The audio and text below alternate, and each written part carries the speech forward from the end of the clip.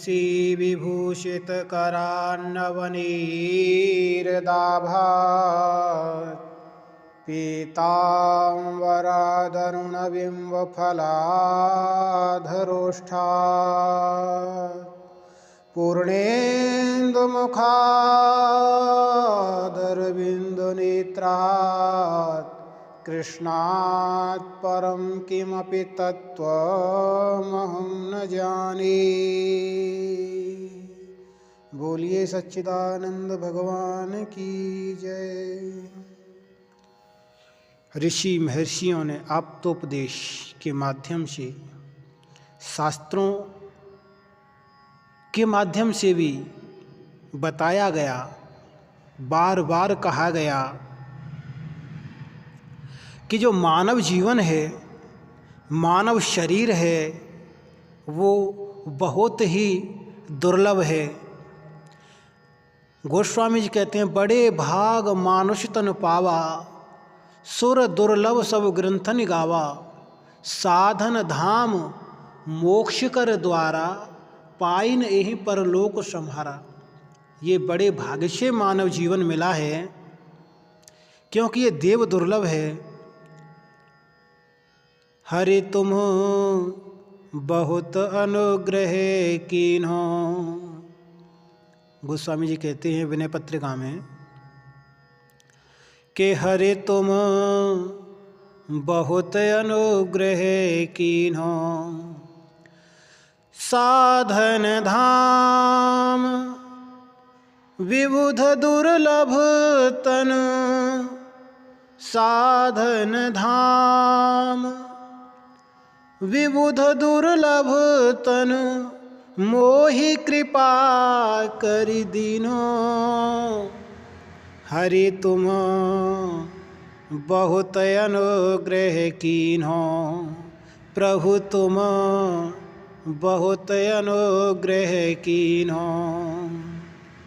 यद्यपि हों कछु और न मांगी हों, यद्यपि हों कछु और न मांगे हों, दीजे परम दयाल, दीजे परम उदार।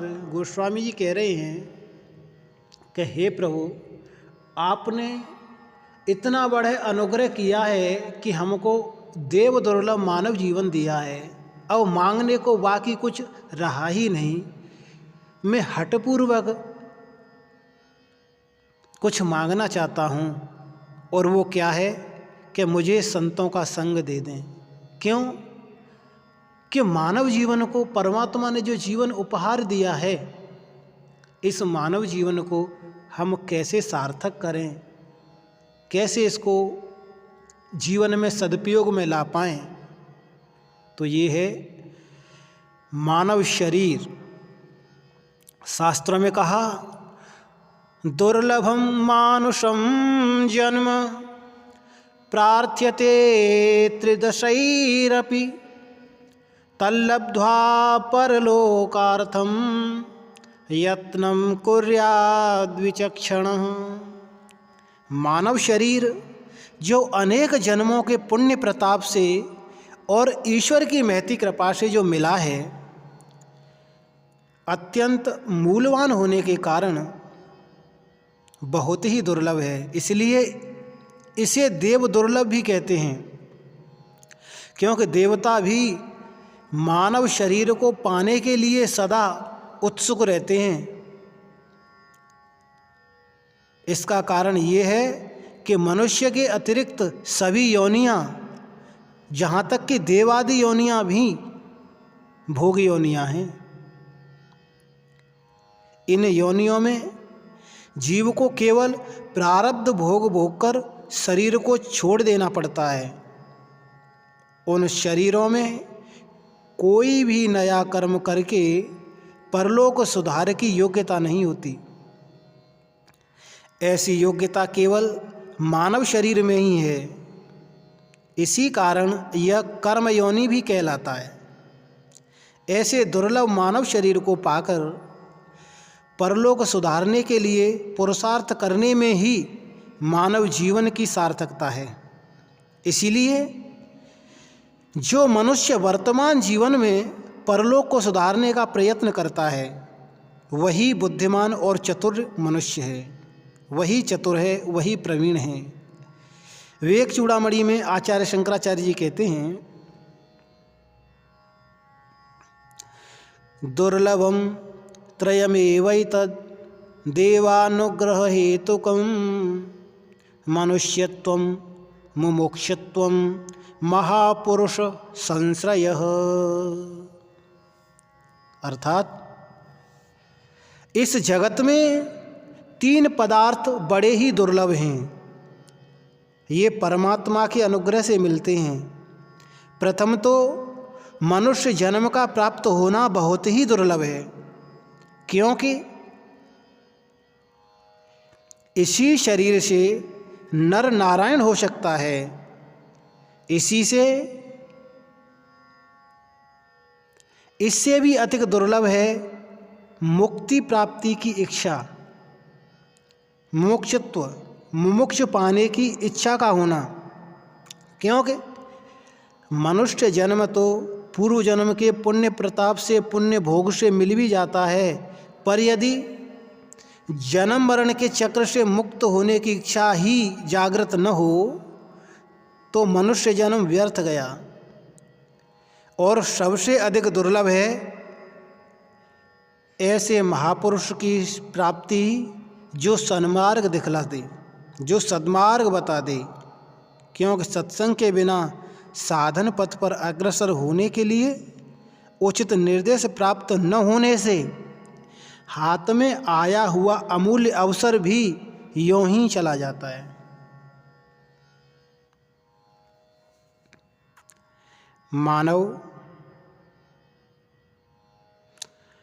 मानव जीवन का पुरुषार्थ कर्मजन्य है।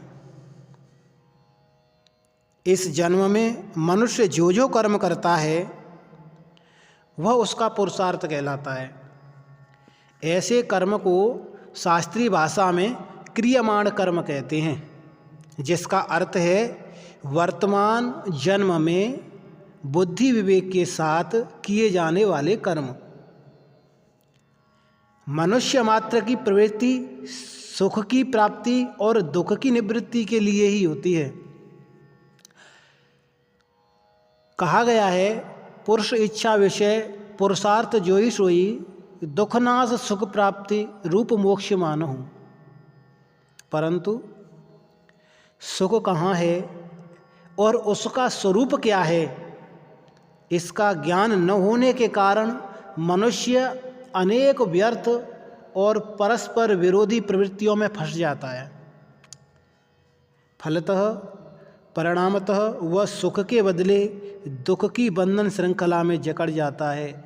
ऐसे मनुष्यों की स्थिति को समझाते हुए श्री वेदव्यास जी कहते हैं महाभारत में कि शोकस्थान सहस्राणि हर्षस्थानि शतानि च दिवसे दिवसे मूढ़म आविशन्ति न पंडितम।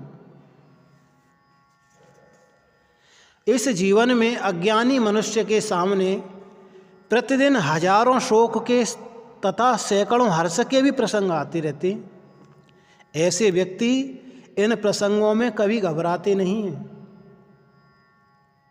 ऐसे तो व्यक्ति इन प्रसंगों में कभी घबरा जाते हैं और कभी प्रसन्न एवं गर्वित होकर न करने योग्य कार्य भी कर बैठते हैं। किंतु धीर एवं विवेकी पुरुष ऐसा न करके अपने जीवन को शांतिपूर्वक ही व्यतीत करते हैं। अनित्य जीवन के बंधन से मुक्त होकर नित्य जीवन प्राप्त करना ही मानव जीवन का परम पुरुषार्थ है। यह अनित्य जीवन नित्य जीवन की प्राप्ति का साधन है। जिस जीवन में जन्म, वृद्धि, ह्रास और विनाश का संबंध नहीं रह जाता और जो भय, चिंता, शोक और दुख से मुक्त नहीं होता है, वही नित्य जीवन है। इसका योग्य अधिकारी केवल मानव ही है, किंतु किसी आकृति को ही मानव नहीं समझना चाहिए, आकृति के पीछे प्रकृति का भी निरीक्षण आवश्यक है। राक्षस देवता का रूप बना सकता है और देवता राक्षस का रूप बना सकता है, किंतु वे अपनी प्रकृति को नहीं बदल सकते। शास्त्रों में कहा कि आहार निद्रा भयमैथुनं च सामान्यमेतत् पशुभे नृणानाम्। जिसके जीवन में इंद्रिय जनित सुखोपभोग की तृष्णा प्रबल है, वे धर्म का ज्ञान नहीं है और धर्म का ज्ञान उनको है नहीं। वह पशु प्रकृति का प्राणी है। विवेक और भाव शून्य कर्म प्रवृत्ति पशु प्रकृति में ही होती है। आहार, सुंदर आहार का पाना, नींद का लेना, आहार, निद्रा, भय होना, मैथुन सृष्टि करना, ये सामान्यतया पशुओं में भी देखी जाती है। लेकिन धर्मेण हीना पशुवी समाना, जिस मानव ने वेदोक्त धर्म को धारण नहीं किया है, मानवीय धर्म को धारण नहीं किया है, तो उसका जीवन मनुष्य शरीर होते हुए भी पशु के समान है। जिसके जीवन में सुखोपभोग की कामना के साथ अहंकार प्रबल है, मान की स्पृहा है तथा शास्त्र मर्यादा ध्यान नहीं है, और आसुरी प्रकृति का व्यक्ति है, जिसके जीवन में कर्तव्य धर्म का ज्ञान है, सुख के उपभोग और मान में मर्यादा का ध्यान है, तथा जो प्राप्त शक्ति का सदुपयोग सर्वहित प्रवृत्ति से करता रहता है, वह मानवीय प्रवृत्ति वाला है। इसी प्रकृति का नाम मानव जीवन है। मानवीय प्रकृति में भय, चिंता, शोक और दुख, इन सबसे मुक्त दिव्य जीवन का अवतरण ही वास्तविक पुरुषार्थ है। मानव जीवन का चरम लक्ष्य है। वर्तमान में जो भी संघर्ष, कलह और क्रोध युक्त व्यवहार दिख रहे हैं, वे सभी पशु और आसुरी प्रकृति के ही कृत्य हैं। जहाँ कहीं जितने अंश में क्षमा, दया, धैर्य, सहनशीलता, उदारता, सहानुभूति, पारस्परिक प्रेम और सद्गुण का दर्शन मिलता है, वह उतने अंश में दैवी या मानवीय प्रकृति कहनी चाहिए।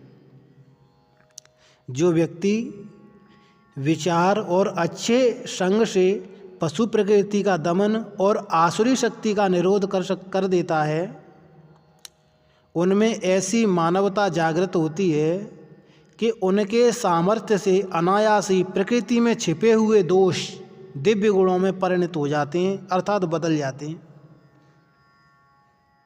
इन दिव्य गुणों का विकास होने पर मानव असत के बंधन से मुक्त हो जाता है।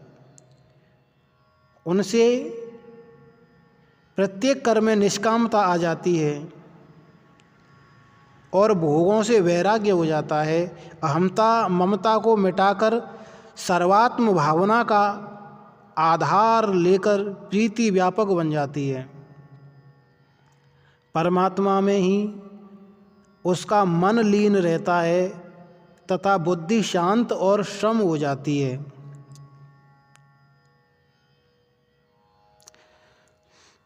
शास्त्रोपदेश तथा आप्तोपदेश मानव के लिए ही हैं। मानव को सदुपदेश शिक्षा द्वारा समझाया जा सकता है तथा मानव के दैवी जीवन से लाभ उठाया जा सकता है। जो जीवन का श्रेय और पुरुषार्थ सिद्ध कर लेता है, जो अनित्य जीवन के बंधन, विनाशी संयोग की दासता और वियोग के भय से जीवन को मुक्त कर लेता है, वही मानव है, जिसमें जीवन के सदुपयोग का विवेक है, जो सबके हित में ही अपना हित देखता है, संपत्ति द्वारा सबकी समभावना से सेवा करता है, समभाव होकर के सबकी सेवा करता है और सेवा करने में ही उसका परम दर्शन करता है।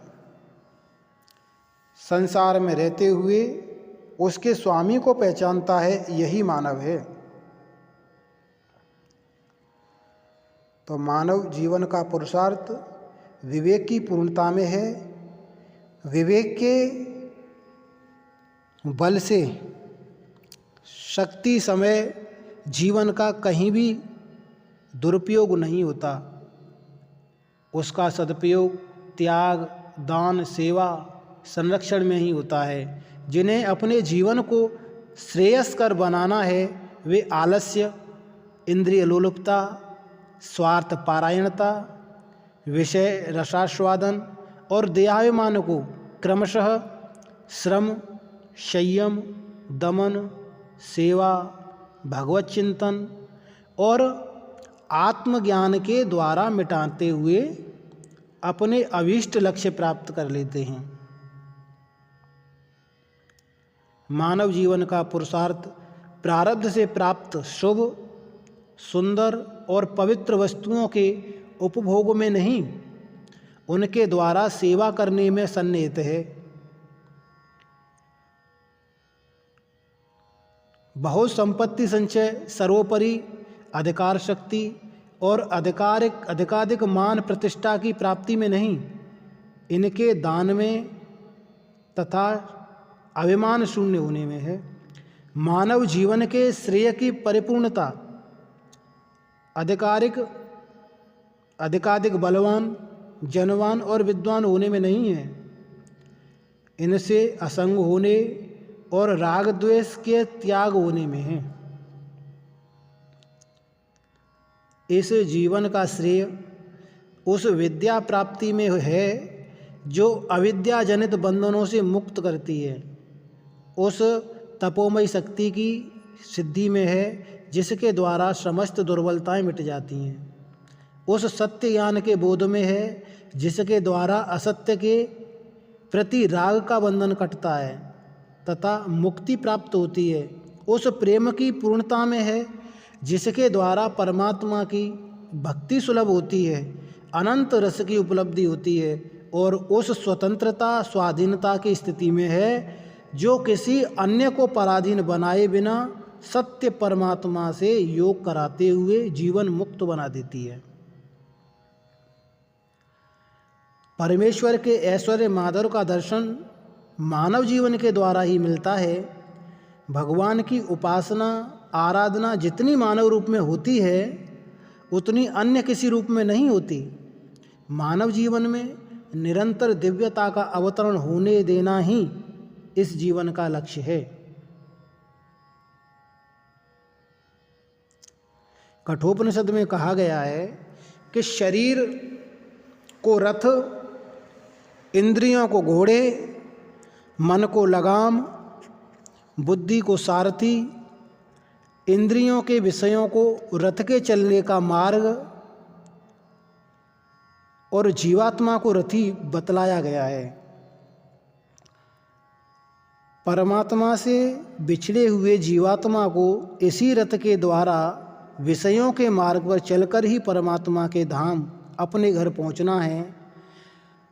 रथ को घोड़े ही चलाते हैं, परंतु घोड़े उच्छृंखल होकर उल्टे मार्ग पर भी जा सकते हैं और सीधे परमात्मा के मार्ग पर भी चल सकते हैं। जिस रथ का सारथी विवेक युक्त अप्रमत्त स्वामी का आज्ञाकारी, लक्ष्य पर स्थिर, बलवान, रास्ते का जानकार और घोड़ों को लगाम के सहारे से अपने वश में रखकर इच्छानुसार सन्मार्ग पर चला सकता है, वह रथ अपने लक्ष्य पर पहुंच जाता है। इसी प्रकार जिस पुरुष की बुद्धि विवेक संपन्न जीवात्मा को परमात्मा के धाम में ले जाने के लिए तत्पर, परमात्मा में लगे हुए मन और इंद्रियों को अपने वश में रखने वाली होती है, वह पुरुष इंद्रियों के द्वारा विषयों में विचारता हुआ भी जैसे सत्सारथियों के द्वारा, अच्छे सारथी के द्वारा संचालित रथ सन्मार्ग पर चलकर लक्ष्य की ओर बढ़ता रहता है, वैसे ही परमात्मा की ओर बढ़ता रहता है। इंद्रियां तथा मन यदि साधक के अपने वश में हों और साधक उन्हें भगवत संबंधी विषयों में ही लगाए रखें, तो इस प्रकार उन इंद्रियों का विषयों में विचरण करना हानिकारक नहीं है, प्रत्युत लाभदायक है, क्योंकि ऐसा करके वह परमात्मा के समीप पहुंच जाता है।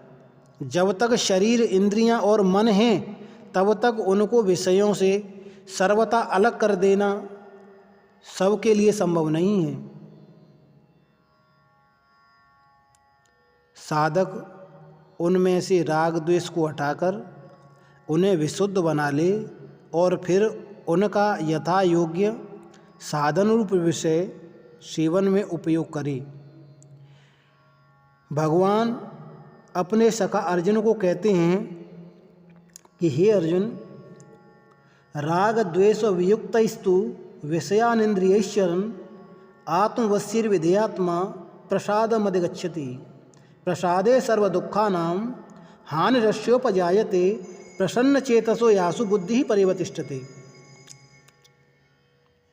अपने अधीन किए हुए अंतःकरण वाला साधक अपने वश में की हुई तथा राग द्वेष से रहित इंद्रियों द्वारा विषयों में विचरण करता हुआ अंतःकरण की प्रसन्नता को प्राप्त होता है। अंतःकरण की प्रसन्नता प्राप्त होने पर उसके संपूर्ण दुखों का अभाव हो जाता है और उस प्रसन्न चित्त वाले कर्मयोगी की बुद्धि शीघ्र ही सब ओर से हटकर परमात्मा में ही भली भांति स्थिर हो जाती है। विचार करने पर यह पता लगता है कि इंद्रियां स्वाभाविक ही बहिर्मुखी हैं।